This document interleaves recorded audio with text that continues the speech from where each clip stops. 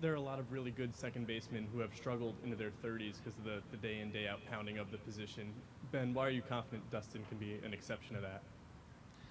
Well, there's a lot of good players that have been really good into their 30s too, and I think with the player with Dustin, yeah, you have to look at what's happened before and sort of look at history, and we do projections and we do the objective look at it because that's part of our job. But sometimes there comes along someone who's a little bit different, and Dustin's different, and so if you're betting on someone, to still be good and stay good into their, deeper into this contract.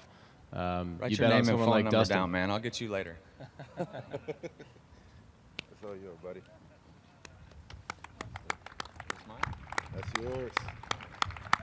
Hey, and by the way, you got the time wrong, buddy. When we play 9 games, this bastard is here by noon. I know, Kelly.